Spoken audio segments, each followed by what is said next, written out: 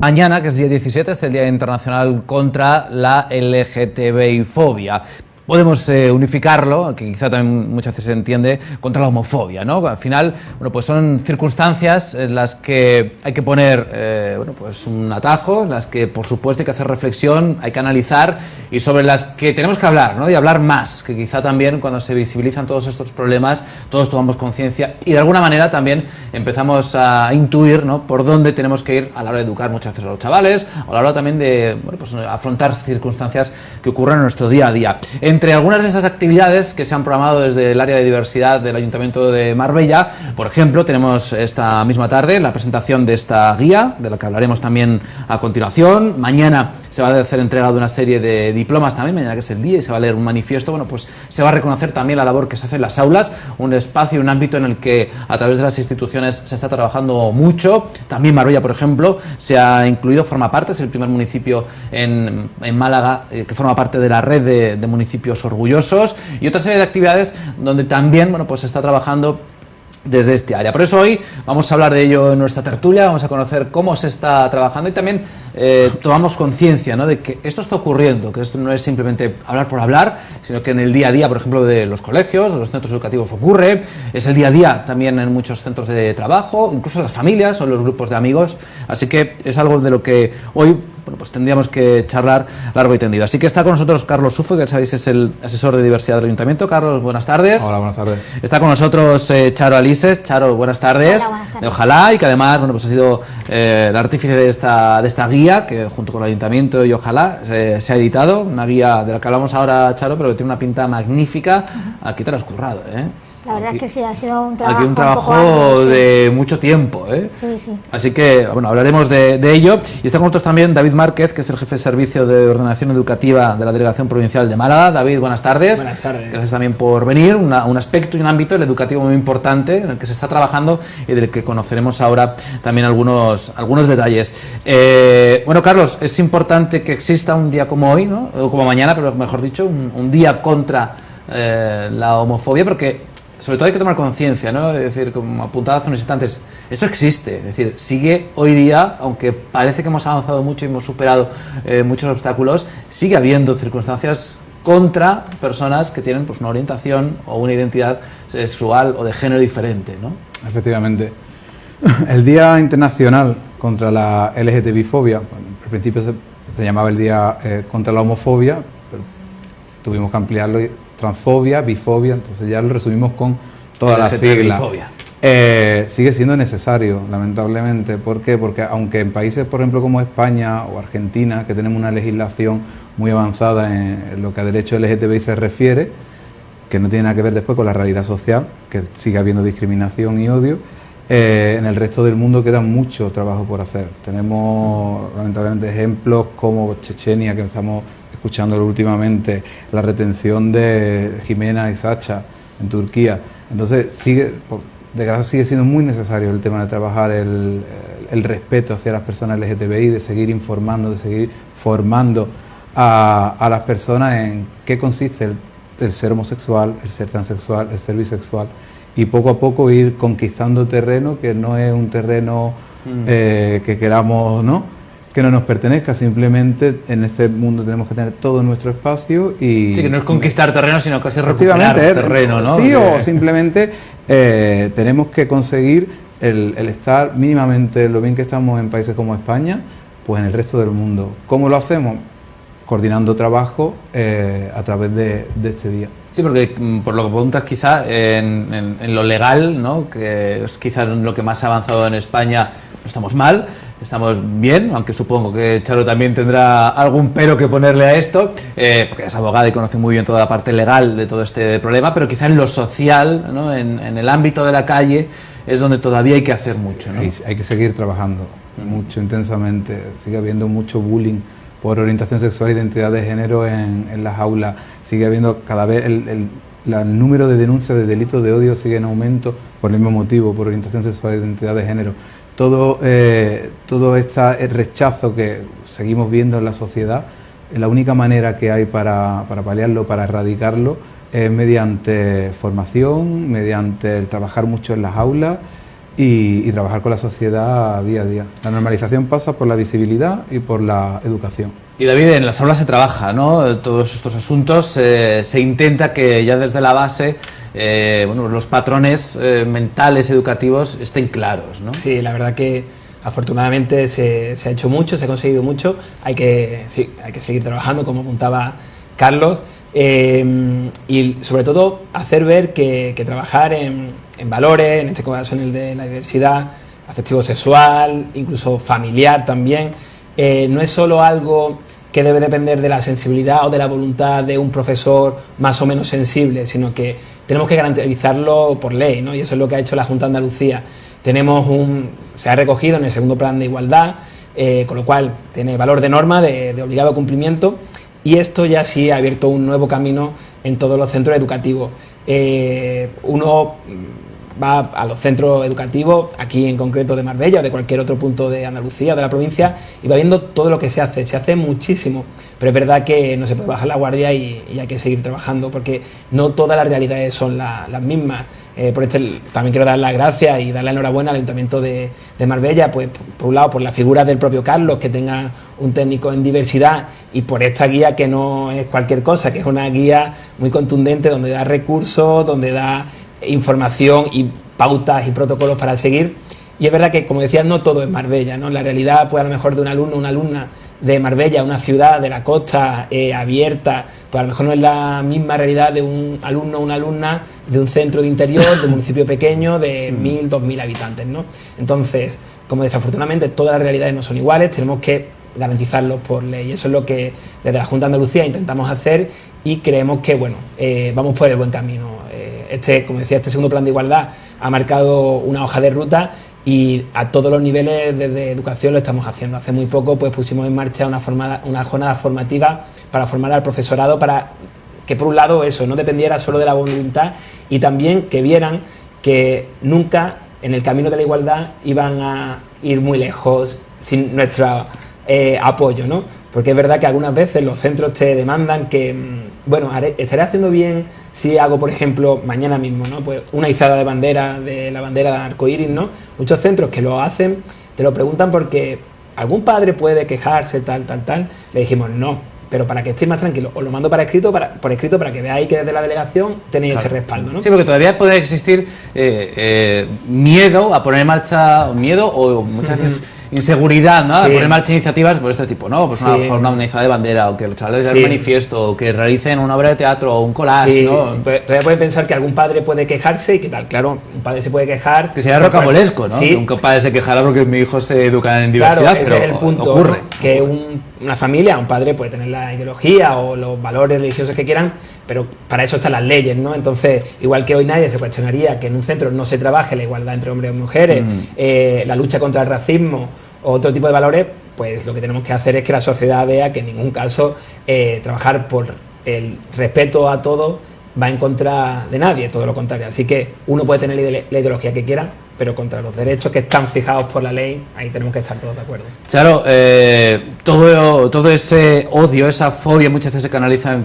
forma de acoso, de bullying en el ámbito escolar y otros ámbitos, ¿no? También que ocurren, y por eso hacía falta, ¿no? Crear, pues por lo menos esa guía, un manual que, pues echándole un vistazo simplemente por encima uno se da cuenta, como decíamos al principio, ¿no? Que está muy, muy trabajado y que realmente se dan herramientas, no es pasar por el problema por encima y dar 4 claves a modo de libro de autoayuda de Bucay, sino es un libro muy serio, es una guía muy seria que va a servir de verdad de ayuda, ¿no? ¿Cómo te lo has planteado? Bueno, yo efectivamente pensé en la guía como un instrumento para tanto docentes como para padres y madres de alumnos para estos casos, ¿no? Para saber qué deben hacer frente a un caso de bullying por orientación sexual, identidad de género o expresión de género, porque muchas veces, pues nos faltan o les falta, sobre todo a lo mejor al profesorado, le faltan esas herramientas, ¿no? Esas herramientas para atajar el problema o para prevenir el problema, ¿no? Entonces, en esta guía pues tiene, desde los conceptos básicos de qué es el bullying homofóbico, hasta bueno, pues los pasos que hay que seguir o el procedimiento que hay que seguir cuando esto ocurre, ¿no? Desde la puesta en marcha del protocolo, cómo esos protocolos funcionan, y bueno, y en caso de que el protocolo no funcione o de que el bullying ya se considere especialmente grave, pues pasamos a la vía judicial, digamos, a la denuncia, y cómo se denuncia y ante quién se puede denunciar y cómo son los pasos que se suceden tras la denuncia, ¿no? Porque yo creo que muchas veces las personas tienen una desinformación sobre ese tema, y esa desinformación le hace estar indefenso ante lo que le está pasando a su hijo o a su hija, ¿no? Y el porcentaje, Carlos, creo que alguna lo hemos comentado, de casos de bullying que tienen que ver con asuntos de la orientación sexual, identidad de género, es muy alto, ¿no? Supera el 40% de los casos de bullying que se manifiestan, que se reconocen, viene a ser por orientación sexual e identidad de género. Con lo cual, bueno, pues más que necesaria, ¿no? Quizá esta guía que se presenta esta tarde, por cierto, a partir de las 6 de la tarde en el hospital, y pues alguien quiere ir también, está a tiempo de acudir. ¿Funciona, Charo, como cualquier otro caso de bullying? Es decir, el procedimiento, el protocolo que se sigue es parecido. El problema que tiene bueno, porque evidentemente bullying puede haber por cualquier motivo, ¿no? Te pueden acosar en el colegio pues porque eres muy alto, muy bajo, tienes gafas, o cualquier cosa, ¿no? O hablas raro, o lo que se le ocurra en ese momento al alumnado que está en el centro, ¿no? Pero el bullying por orientación sexual, identidad o expresión de género tiene unas características particulares, y es que, por ejemplo, mientras que en un acoso por otro motivo puede ser que el niño, la niña o el alumnado que lo sufra vaya a su familia y le diga, pues mira, me está pasando esto, ¿no? Aunque eso es complicado porque el silencio es un grave problema con el tema del bullying, pero bueno, puede ser que vayan. En el caso del alumnado LGTBI, lo que ocurre es que el niño, la niña o el joven tiene miedo, puede tener miedo de decir lo que le está pasando, porque eso supone desvelar su orientación o su identidad sexual. Claro. Y muchas veces eso supone que el estigma que recae sobre las personas LGTBI le va a venir encima, o porque en su casa no saben, su familia, que es gay, es lesbiana, bisexual o trans, ¿no? Y entonces ese es un problema añadido. Entonces, bueno, por eso, por ejemplo, en los protocolos se debería tener en cuenta esa circunstancia, ¿no? En el sentido de, a la hora, por ejemplo, en la fase del protocolo de avisar a la familia, se debe ser cauto, porque a lo mejor la familia no conoce la orientación sexual o la identidad de género de su hijo o de su hija. ¿Y qué puede pasar? Que si la familia no lo conoce, a lo mejor le siente mal. Y entonces ya estamos hablando de otra cosa, ¿no? Entonces hay que tener cuidado con eso. Y luego, porque en la fase de trabajar tanto con el acosador como con el alumnado, a diferencia de otro tipo de acoso, se debe trabajar el respeto en la diversidad sexual y de género. Esas, yo creo, son las fundamentales diferencias del acoso, del bullying homofóbico con respecto a otro tipo de acoso. El resto es lo mismo. Por eso en la guía se ha incidido, pues, tanto en el procedimiento como en los recursos que puede tener el profesorado para atajar ese problema y para prevenirlo. Pues ahí tenemos desde bibliografía hasta recursos de internet, como una selección de películas, de cortos, que pueden ayudar al profesorado también a trabajar el tema, porque yo también he dado charlas en colegios y en institutos, y luego me han venido profesores y profesoras y me han contado que a lo mejor tenían un caso de un chico que era gay, o una chica lesbiana, o un chico trans, o un niño pequeño trans, y no sabían cómo tratar el tema porque no tienen las herramientas para eso, ¿no? Y entonces esa guía es lo que se intenta es, pues, darle tanto a los padres y madres como al profesorado esos instrumentos para que puedan saber por dónde ir, ¿no? Y una parte interesantísima que es la del glosario. Es decir, que esto muchas veces cuesta, ¿no? Y cuesta comprender las diferentes modalidades, ¿no? Y las diferentes formas de muchas veces de expresión, de orientación o de identidad. Bueno, pues todo está aquí recogido, que es, pues, el bigénero, el cisgénero, drag queen, LGTBI, lesfobia, queer. Es decir, bueno, un poco un manual que viene muy bien a los centros educativos y a las familias, ¿no? En general, esta guía. Trabajáis, Carlos, mucho en los centros educativos, ¿no? También desde la delegación, trabajáis mucho con colegios, con institutos, educativos, ¿no? Para, bueno, pues intentar atajar, ¿no? Desde ahí estos problemas, ¿no? Nosotros nos seguimos rigiendo por el programa LGTBI del Ayuntamiento, que elaboramos cuando nació la delegación, que como bien sabes consta de 12 áreas y una de ellas es prevención. Pero el pilar fundamental de nuestro programa es ese, es la prevención. Entonces, como he repetido en muchas ocasiones aquí, ¿no? O en otros medios, para evitar los delitos de odio por orientación sexual e identidad de género de mañana, tenemos que empezar a erradicar el bullying LGTBI de hoy. Entonces, educando hoy a los menores y a las menores, mañana vamos a estar evitando esa discriminación y ese odio.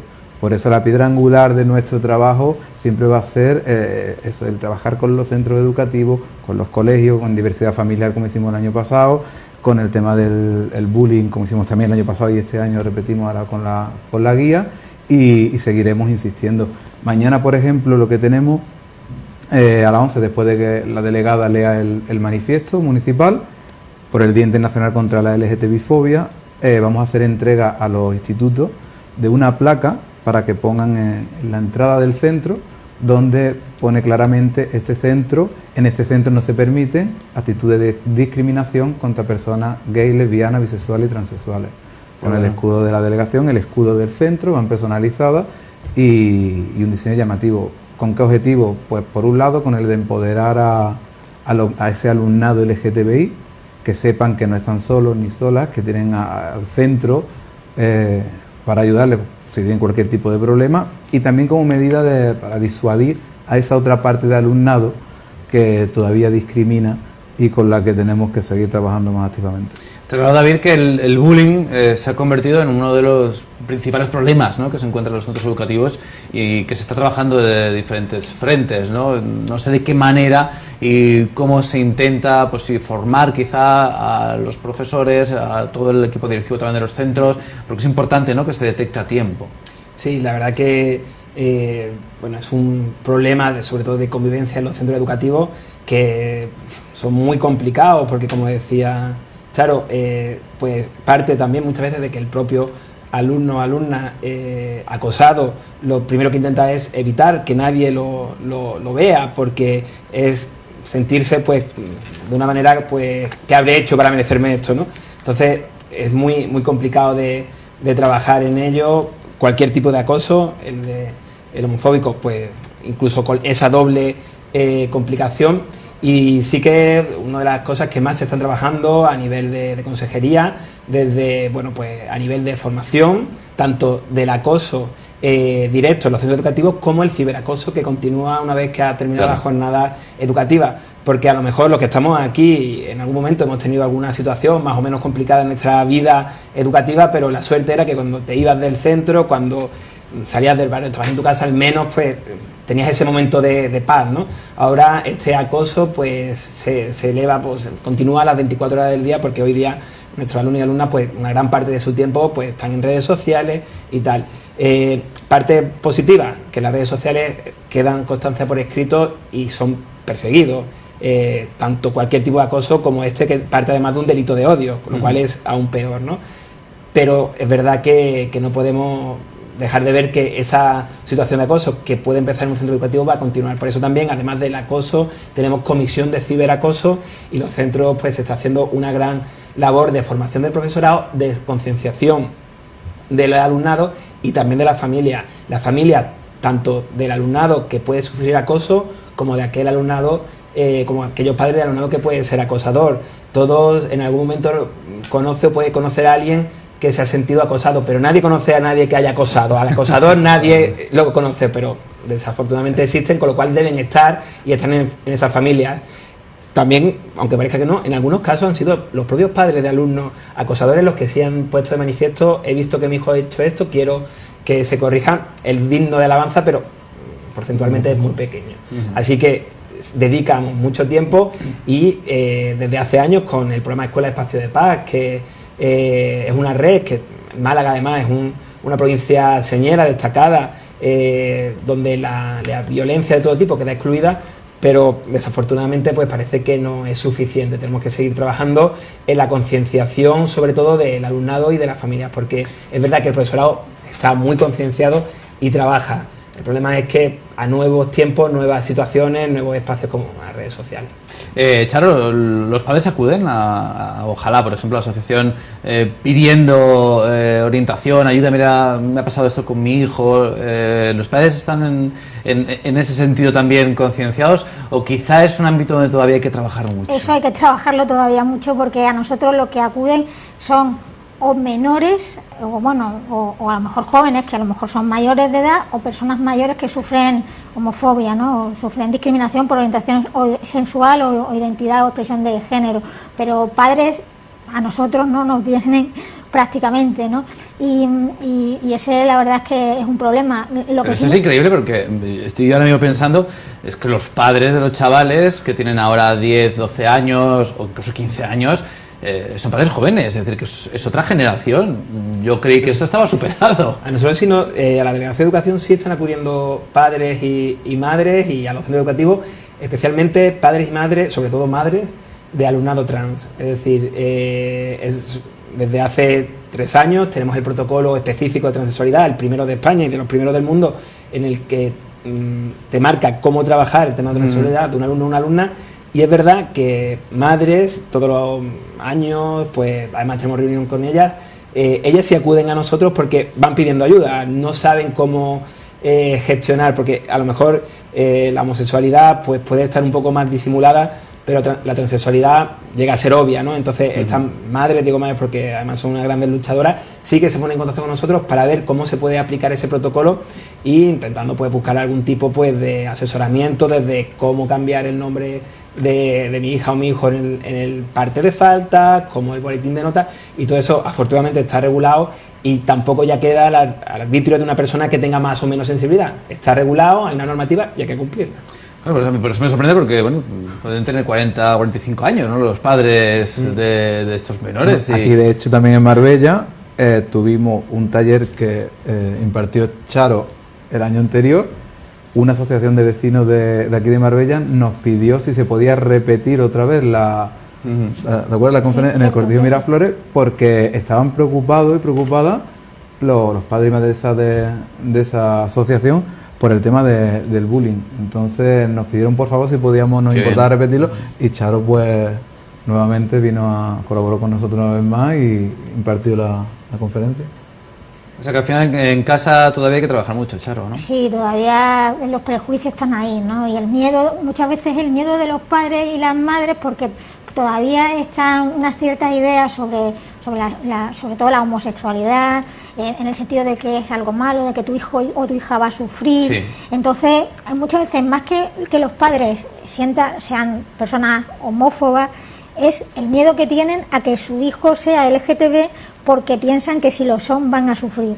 Entonces muchas veces eso, ¿no? Sí, es muchas veces saber que bueno, pues hay parte de la sociedad, ¿no?, que no los va a rechazar, que van a sufrir, y entonces ellos, ¿no?, claro, prefieren que sus hijos no fueran LGTB, pero porque eso, van a sufrir, ¿no?